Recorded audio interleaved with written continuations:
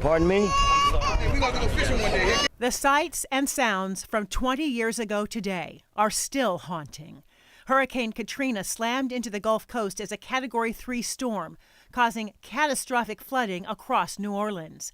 The storm surge breaching levees, submerging nearly 80% of the city for weeks. Many of us remember these images from the Superdome and the Convention Center, and the humanitarian crisis that followed. Some would die inside, while others were left struggling for basic needs, food and water. More than 1,300 deaths were attributed to the storm.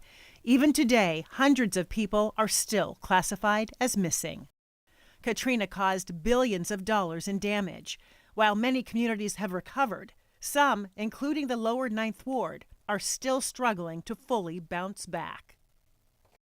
King 5 meteorologist Ashley Ruiz was 13 years old in 2005, living in New Orleans when Katrina hit. Yeah. So what do you remember as a 13-year-old? I remember everything. Oddly, I remember everything, the smells, the emotions, just everything from leading up to the storm and after. Describe it.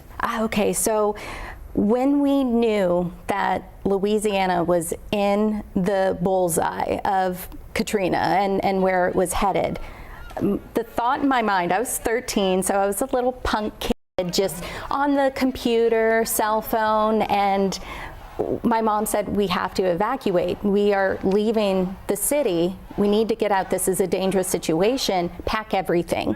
And so I was like, okay. Yeah, and I did not. I did not pack everything. And so we got in the car, we evacuated. I think it took 10, 15 hours to drive to Shreveport, which is on a normal day, 5 hours away. And that we were gone for a long time, not just a couple of days. And I knew my dad, very stubborn man, very headstrong. He worked at the Hyatt Regency in New Orleans, and he said, I'm going to stay. I will be okay. We're in a high-rise, sturdy building. My oldest brother said the same thing, and I begged both of them to leave because even though I was 13, I knew enough about weather growing up in New Orleans, watching legends growing up, and I just said, please leave, you still have time. They did not leave. And what happened? Well, watching Hurricane Katrina and all the coverage from Shreveport, Louisiana, in the hotel room, just a nervous wreck, and I'm getting goosebumps thinking about it. Once it became a Category 5 hurricane, that's when I knew, even as a child, that, wow, the city is going to be leveled, and this was a dangerous situation. And we lost contact with my dad for days. And because he was working at the Hyatt, he was a manager, so he was helping all the guests and so on and so forth, and just watching the coverage. And there's an infamous video of the Hyatt Regency with the Superdome, right next to the Superdome, just the windows blown out. And I said, they're gone. They have to be. There's no, and just seeing it with the levees, and I knew, or I felt that they were dead. And we did not have contact with them even after the levees broke until they showed up days later. We moved to Lafayette because Shreveport, we had cats and we weren't supposed to in the hotel. So we drove down to Lafayette, Louisiana, which is 2 hours from New Orleans, 3 hours, to stay with my brother, my other brother, college apartment. And I believe it made landfall on a Monday. We did not see them or hear from them until they showed up until Wednesday or Thursday.